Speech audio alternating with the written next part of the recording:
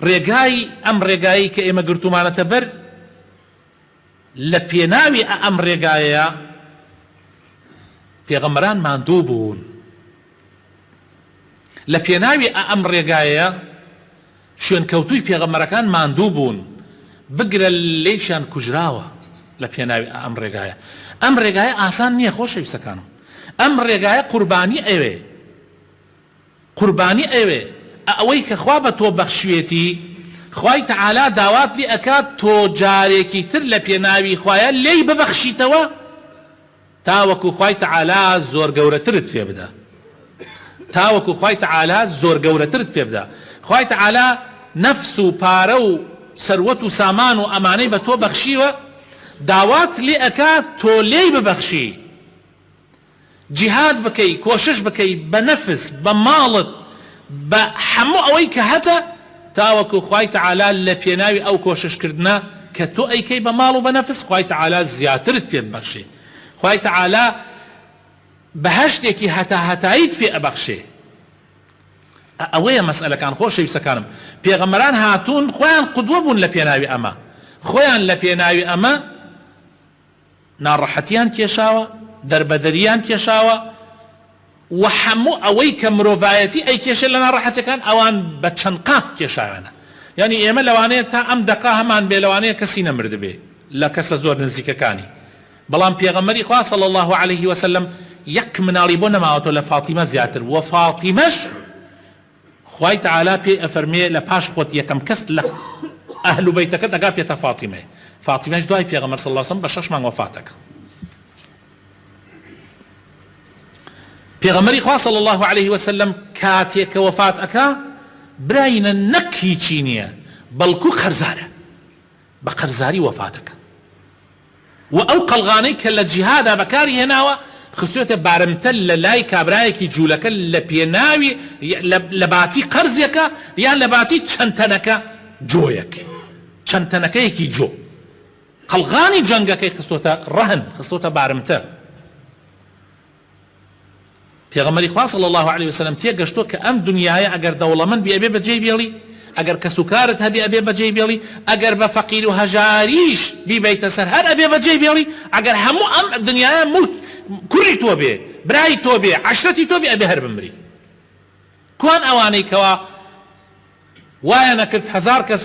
بەم لایە کەسوکاریان لەگەڵیانە بوو، وایە نەکرد 1000 کەس لەگەڵیانە بوو، لە پاش و لە پێش بە هەزاران خەڵق لە دوایەوە بوون. کوان ئەو کابرایە کە 7 ملیۆن کەس ئەیوت من فیدایی سەدامم، کوا چی بەسەر هات؟ سوودیان هەبوو بۆی؟ ئەمە پێغەمبەر صلی الله عليه وسلم ئەمە بە جوانی تێگەیشت بوو، و پێغەمبەران و پیاوچاکان و ئەیانەوێ خەڵکیش فێرکەن کە تۆ لەم دنیاە میوانی ئەوەی هەتە مڵکی تۆ نییە، تەنها ئەدەواتی تاقیکردنەوەکەیە، دوای ئەوە لە قاعەکە ئیمتحانەکە تەواو بوو دەرەچی بەدەست تۆ نییە، نە قەڵەمەکەت نە وەرەقەکەت نە هیچ، ڕەحلەکە ئەبی بەجێ بێڵی و دەرئەچی لە قاعەکە تەواو، ئیتر چاک جواب بدەیتەوە یان خراپ جواب بدەیتەوە ئەبێ بەجێ بێڵی. ئەمە دنیاە، ئەبێ ئێمە ئاوا تێ بگەین لەم دنیاە، ئەگەر وا تێنەگەین دوایی ئەمرین، بەڵام بەسەر شۆڕی ئەمرین.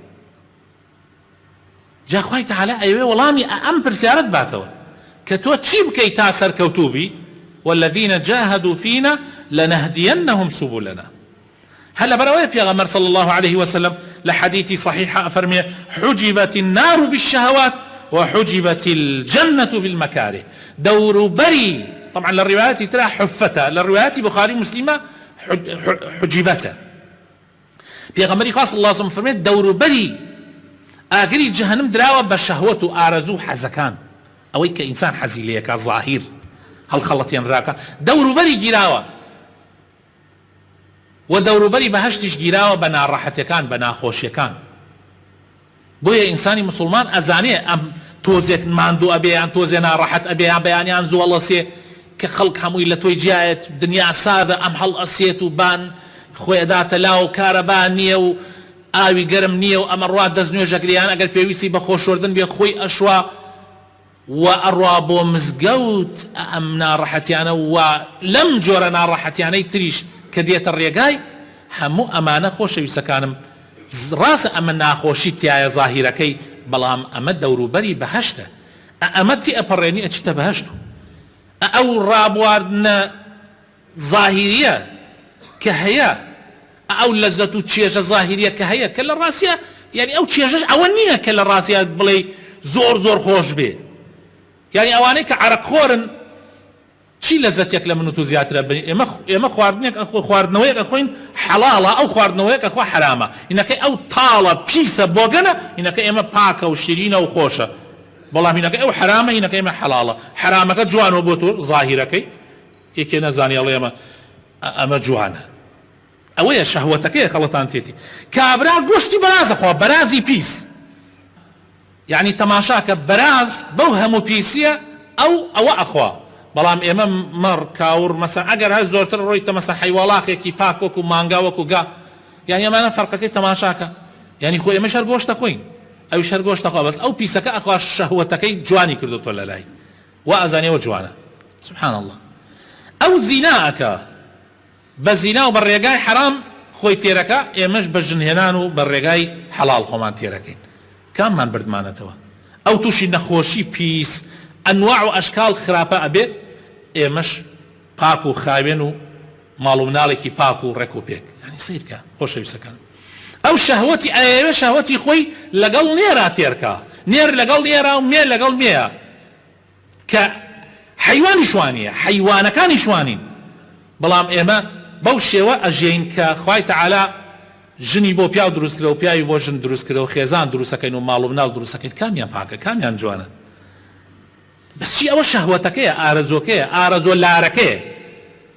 لێتێکەڵبوونەکەیە بەسینەکە ئێمە پاکەکەیە بۆیە والذینە جاهدوا فینا لەنەهدیەنەهم سوبولەنا بەڵام ئەوانەی تر نە لە پێناوی ئەم ڕێگایە پێغەمبەران ماندوو بوون هەشیانە کوژراون بەڵام کوژراون بە سەربەرزی و یەکسەر ئەو کوشتنە یەکسەر نەقڵە بێ بۆ بەهەشت یەکسەر خۆ کوشتن چییە تۆ هەر ئەمری بە جەڵتەیە بمری و بە کوشتنێ لە پێناوی خوایە بمری کوشتنەکەی پێناوی خوا ئێشیشی دیە ئازاریشی نیە جەڵتەکە ئێش و ئازاریشیە پێغەمبەران لە پێناوی ئەمە ناڕەحەتیان بینیوە ماڵیان سەرف کردووە براینە شوێنکەوتوی پێغەمبەرانی شوا بوون تەماشاکە سەحابەکانی پێغەمبەری خوا صلی الله علیه وسلم کاتێ پێغەمبەری خوا صلی الله علیه وسلم داوای لێکردن پارە کۆ بکەنەوە سەحابەی وا هەبوو چوون نیوەی ماڵی لە ماڵا چەندێکی هەیە یەک نیوەکەی بە کاملی هێنا بۆ نمونە ئەگەر دەفتەرێکی بوو بێ لە ماڵا هەڵی گرت بێ 50 وەرەقەی هێنا خستێ سەر ئەو هینەی کە ئەو بەڕێی کە پێغەمبەری خوا صلی الله علیه وسلم دایخست